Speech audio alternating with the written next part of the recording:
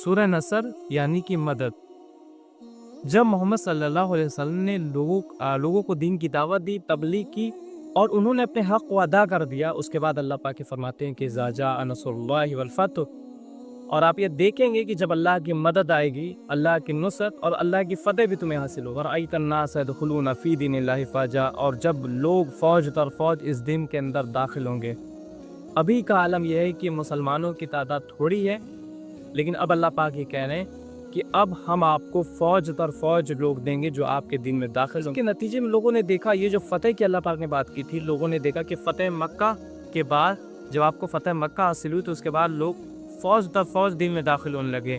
क़बाइल के क़बाइल आते थे और दिन में कबूल कर करके वो चले जाते थे। तो अल्लाह पाक ने ये बशारत मोहम्मद सल्लल्लाहु अलैहि वसल्लम को तब दी है जब मोहम्मद सल्लल्लाहु अलैहि वसल्लम ने अपने दीन का, अपनी तबलीग का हक़ अदा कर दिया।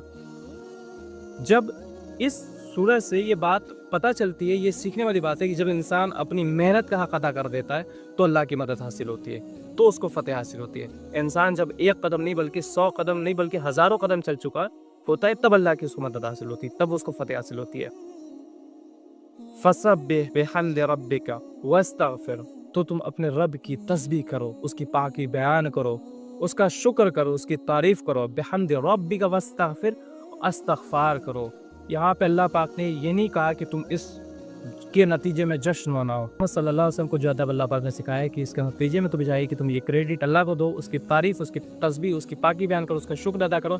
और लोगों ने ये देखा कि फ़तह मक्के के बाद मोहम्मद सल्लल्लाहु अलैहि वसल्लम ने लोगों से ये कहा कि जिस तरह से यूसुफ ने अपने भाई को माफ़ किया था, अपने भाई को माफ़ किया था, आज मैं तुम्हें माफ़। आप यही बात बताई जा रही है कि जब इंसान को अल्लाह की मदद हासिल हो जाए तो उसे चाहिए कि वो क्रेडिट अल्लाह को दे। लेकिन हम ये देखते हैं कि लोग क्रेडिट कभी अपने बड़ों को देते हैं, कभी अपने घर वालों को दे रहे होते हैं, कभी अपने दोस्तों को दे रहे होते हैं कि इस कामयाबी के पीछे जो है उनका हाथ है।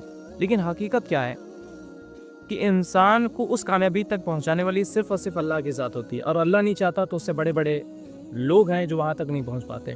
तो इंसान को चाहिए कि वो अल्लाह को क्रेडिट दे, उसकी तारीफ़ करे, उसका शुक्र अदा करे, इस्तग़फ़ार करे, क्योंकि उसमें हो सकता है इससे गलतियाँ की होगी जिसके नतीजे में वो वहाँ तक नहीं पहुँच सकता था।